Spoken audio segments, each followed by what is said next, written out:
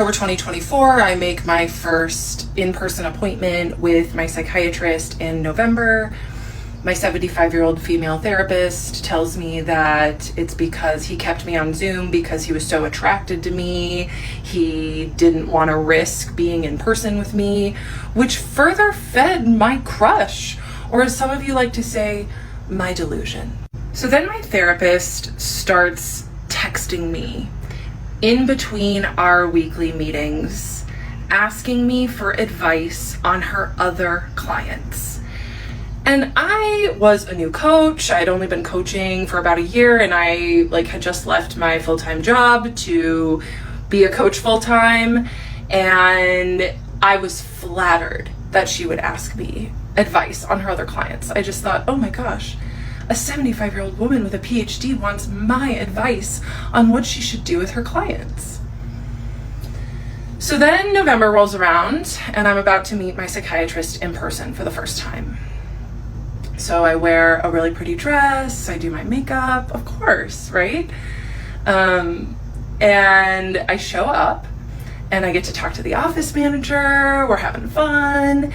And then my psychiatrist comes into the foyer, and I am just so excited to finally meet him. I'd been his patient for 3 years at this point, and he had been feeding the dynamic for 3 years. And I was just thrilled to meet him. And I ran up and I gave him the biggest hug.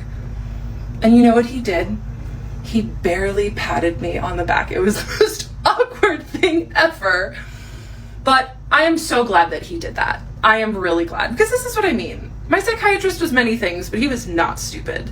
So I didn't ever touch him again. And I'm grateful that our relationship didn't ever cross that line, because it would have made everything so much harder. Anyway, so we go inside his office, and I tell him that my therapist had texted me asking me for advice on her other clients. And he just looked at me and he said, Kendra, that is a huge boundary violation. She should not be doing that. And I was like, oh, okay. And because once again, my psychiatrist did not like sloppy people. He did not like sloppy people. And you know what my therapist did? She got sloppy. Yeah. Using me as her advisor for her clients. It got weird, and I was very grateful for my psychiatrist for pointing out that boundary violation, because that was the thing. He didn't ever message me in between appointments because he was too smart to do that. But did he ever stop me from disclosing extremely intimate details? No. In my first in-person appointment, I just asked him for some pointers for my own ADHD business, and he was so smart and so wonderful, and in many ways, honestly.